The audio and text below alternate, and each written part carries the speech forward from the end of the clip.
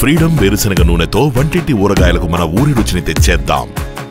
ఆంధ్రప్రదేశ్లో కొత్తగా 4 జిల్లాలు ఏర్పడబోతున్నాయా అంటే దీనికి అవుననే సంకేతాలే కనిపిస్తున్నాయి. గత ప్రభుత్వం వైఎస్ జగన్మోహన్ రెడ్డి ప్రభుత్వం కొన్ని నిర్ణయాలు తీసుకుంది. ఆ నిర్ణయాల్లో భాగంగా రాష్ట్ర నైసర్గిక స్వరూపంలో కొన్ని మార్పులు చేసింది. రాష్ట్రంలో ఉన్నటువంటి ప్రధానమైనటువంటి ప్రాతిపదిక, ఎందుకంటే అది ఎన్నికల హామీలో కూడా జగన్మోహన్ రెడ్డి గారు 2019 మేనిఫెస్టోలో కూడా పెట్టారు.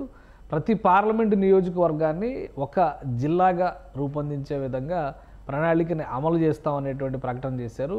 ఆ నేపథ్యంలో ఆంధ్రప్రదేశ్లో 26 జిల్లాలు ఏర్పడ్డాయి. వాస్తవానికి 25 పార్లమెంటు స్థానాలే ఆంధ్రప్రదేశ్లో ఉన్నాయి. అయితే కొన్ని టెక్నికాలిటీస్ని దృష్టిలో పెట్టుకోవడం ద్వారా ఇక్కడ 26 జిల్లాలు ఏర్పడ్డాయి. దీనికి ప్రధానమైనటువంటి కారణం ఈ అరకు జిల్లా, ఏదైతే అరకు జిల్లా అనేటువంటి పేరుతో అప్పట్లో ప్లాన్ చేశారో ఇది మొత్తం కూడా అరకు పార్లమెంటు స్థానం కింద వచ్చేటువంటి ప్రదేశం. అయితే దీన్ని ఒకే జిల్లాగా ఉంచితే చాలా పొడవైనటువంటి ప్రాంతం, ఈ సుదీర్ఘమైనటువంటి తీరం ఇది వస్తుందనేటువంటి ఉద్దేశంతో దీన్ని 2 భాగాలుగా చేసి 2 జిల్లాలను ఇక్కడ డిక్లేర్ చేశారు. ఈ 2 జిల్లాల్లో ఒకటి అల్లూరు సీతారామరాజు జిల్లా, మరొకటి పార్వతీపురం మన్యం జిల్లా అయింది. సో ఈ క్రమంలో ఆంధ్రప్రదేశ్లో 26 జిల్లాలు ఏర్పడ్డాయి, 25 పార్లమెంట్స్. అయితే పార్లమెంటు స్థానాల్ని జిల్లాల ఏర్పాటుకు ప్రాతిపదికగా తీసుకోవడమే సహేతుకం కాదు అనేటువంటి విమర్శ ఉంది. అలానే ఈ జిల్లాల ఏర్పాటులో చారిత్రకంగా డిమాండ్ ఉన్నటువంటి 2 జిల్లాలు పూర్తిగా కనుమరుగైపోయేటువంటి వాదన కూడా ఉంది. ఒకటి మార్కాపురం జిల్లా, రెండోది మదనపల్లి జిల్లా. చారిత్రకంగా మదనపల్లికి మార్కాపురంకి కూడా కొన్ని ప్రత్యేకమైనటువంటి గుర్తింపు ఉన్నటువంటి పరిస్థితి. అయితే వేటిని కూడా గత ప్రభుత్వం పట్టించుకోలేదనేటువంటి విమర్శలు పెద్ద ఎత్తున వినిపిస్తున్నాయి. దీనికి తోడు ఇక్కడ ఉన్నటువంటి అరకు పాడేరు కేంద్రంగా ఉన్నటువంటి జిల్లా అల్లూరు సీతారామరాజు జిల్లా పొడవు కూడా చాలా దీర్ఘమైనటువంటి ప్రదేశం అవుతుంది. ఇది ఈ జిల్లా కేంద్రంగా అనౌన్స్ చేసినటువంటి పాడేరుకి ఈ రంపచోడవరం ప్రాంతం నుంచి వెళ్ళాలంటే దాదాపు 500 కిలోమీటర్ల డిస్టెన్స్ వస్తుంది. దీనిపైన తీవ్రమైనటువంటి అభ్యంతరాలు వస్తున్న నేపథ్యంలో ప్రభుత్వం ఒక అధ్యయనాన్ని అంతర్గతంగా చేస్తున్నట్టుగా సమాచారం అందుతోంది.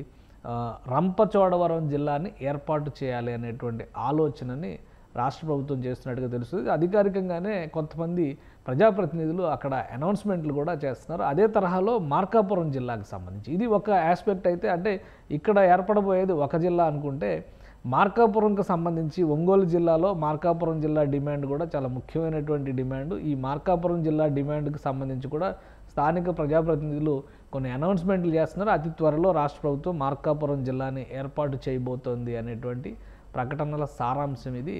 సో ఈ జిల్లా ఏర్పాటు చేయడం వలన రాబోయేటువంటి రోజుల్లో ప్రకాశం జిల్లా మరికొంత చిన్నగా మారేటువంటి అవకాశం కనిపిస్తుంది. ఆల్రెడీ బాపట్ల జిల్లాలో ఇటు కొంత మార్కాపురం ఒంగోలుకి సమీపంగా ఉండేటువంటి ప్రాంతాలు కూడా ఇటు బాపట్ల జిల్లాలోకి వెళ్ళిపోయినాయి అనేటువంటి విమర్శలు వస్తున్నాయి.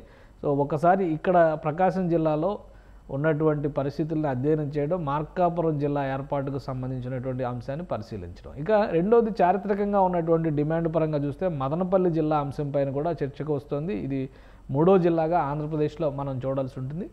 మదనపల్లికి చారిత్రకంగా ఎంతో ప్రాధాన్యం ఉన్నటువంటిది, అలానే ఒక హిల్ ఏరియా, దానికి కొన్ని ప్రత్యేకతలు ఉన్నాయి. కాబట్టి మదనపల్లి ఐడెంటిటీని కాపాడేటువంటి క్రమంలో ఇక్కడ అన్నమయ్య జిల్లా ఏర్పాటైంది. అన్నమయ్య జిల్లా ఇటు చిత్తూరు జిల్లా, ఈ రెండింటి మధ్యలో కొంత భాగాన్ని వేరు చేయడం ద్వారా మదనపల్లి జిల్లాని కూడా ఏర్పాటు చేయాలి. ఇది చాలా కాలంగా ఉన్నటువంటి డిమాండ్ అనేటువంటి మాట వినిపిస్తుంది.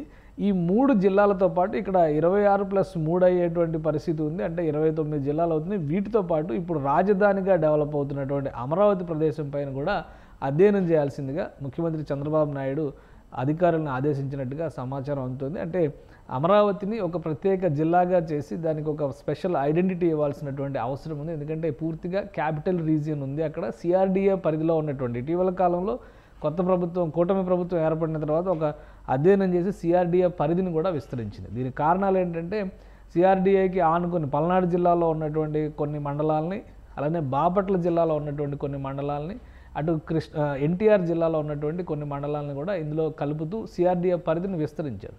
సో ఈ అంశాలన్నింటినీ దృష్టిలో పెట్టుకొని ఈ అమరావతి జిల్లా కూడా ఏర్పాటు చేయాలంటే టోటల్గా 4 జిల్లాలు ఆంధ్రప్రదేశ్లో ఏర్పడేటువంటి అవకాశం ఉంటుంది. 4 జిల్లాలు కనుక ఏర్పడితే ఆంధ్రప్రదేశ్లో జిల్లాల సంఖ్య 30కి చేరుతుంది. ఈ 30కి చేరడం వలన అనేది ఒక కీలకమైనటువంటి మార్పుగా మనం చూడాలి. కొంతమంది చేస్తున్నటువంటి విమర్శలు అంటే ఈ 30 జిల్లాలు ఏర్పాటు కావడానికి ప్రధానమైనటువంటి కారణం ఇక్కడ రాబోయేటువంటి రోజుల్లో ఆంధ్రప్రదేశ్లో ఉన్నటువంటి పార్లమెంటు స్థానాలు కూడా పెరిగేటువంటి అవకాశం ఉంది. ఎందుకంటే నియోజకవర్గాల పునర్విభజనకి 2025-26 ప్రాతిపదిక అయ్యేటువంటి అవకాశం ఉంది.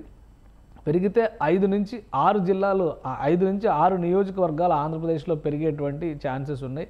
సో వీటిపైన కూడా ఒక అధ్యయనం చేసేటువంటి అవకాశం ఉంది. అయితే జనాభా ప్రాతిపదికను చూసినప్పుడు ఆంధ్రప్రదేశ్లో ఉన్నటువంటి నియోజకవర్గాలు పెరగడానికి ఆస్కారం చాలా తక్కువగా ఉంది. సో ఏ క్రైటీరియా మీద నియోజకవర్గాల పునర్విభజన జరుగుతుంది, అలానే నియోజకవర్గాలు పునర్విభజించినప్పుడల్లా జిల్లాలు మార్చడం అనేది సాధ్యం కాదు. కాబట్టి ఆయా ప్రాంతాలకు ఉన్నటువంటి సాంస్కృతిక వారసత్వ వాంగ్మయాన్ని దృష్టిలో పెట్టుకొని, అనుబంధ బాంధవ్యాలను దృష్టిలో పెట్టుకొని, ఆ ప్రదేశానికి ఉన్నటువంటి చరిత్రను దృష్టిలో పెట్టుకొని జిల్లాల విభజన జరగాలని చెప్పని కూటమి నాయకత్వం భావిస్తుంది. ఈ క్రమంలోనే మదనపల్లి లాంటి ప్రాంతానికి, అలానే అమరావతి లాంటి ప్రాంతానికి, రంపచోడవరం లాంటి ప్రాంతానికి, మార్కాపురం లాంటి ప్రాంతానికి ప్రత్యేకంగా గుర్తింపునివ్వాల్సినటువంటి బాధ్యత ఉంది పాలకులకు అనేటువంటి వాదన బలపడుతుంది. ఈ క్రమంలోనే ప్రజాప్రతినిధులు చేసినటువంటి డిమాండ్ను దృష్టిలో పెట్టుకొని ఈ 3 జిల్లాలతో పాటు అమరావతి జిల్లా ఏర్పాటు పైన కూడా సాధ్యాసాధ్యాలను పరిశీలించాలని ముఖ్యమంత్రి ఆదేశించినట్టుగా తెలుస్తుంది.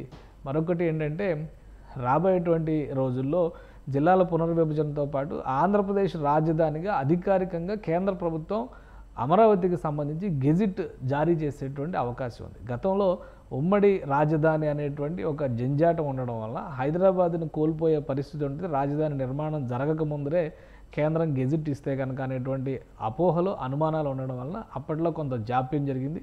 ప్రస్తుతం ఆంధ్రప్రదేశ్కి ఉమ్మడి రాజధాని అనేటువంటి కాన్సెప్ట్ లేనే లేదు, అది ఎక్స్పైర్ అయిపోయింది. కాబట్టి ఇప్పుడు అమరావతిని పూర్తిస్థాయి రాజధాని చేసేటువంటి క్రమంలో కేంద్రం ఒక గెజిట్ కూడా ఇచ్చేటువంటి అవకాశం ఉంది. కాబట్టి అమరావతి జిల్లాను కూడా ఏర్పాటు చేయాల్సినటువంటి అవకాశాలను పరిశీలించాల్సిందిగా అధికార యంత్రాంగానికి ముఖ్యమంత్రి ఆదేశాలు జారీ చేశారు. అదే కనుక జరిగితే ప్రస్తుతం ఉన్నటువంటి గుంటూరు జిల్లా నైసర్గిక స్వరూపం మరింత కుదించుకుపోయేటువంటి అవకాశం ఉంది. చాలా చిన్న జిల్లా అయ్యేటువంటి అవకాశం ఉంది.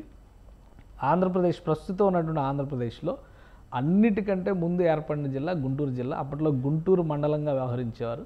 తర్వాత దాని నుంచి కృష్ణా జిల్లా వేరుపడింది.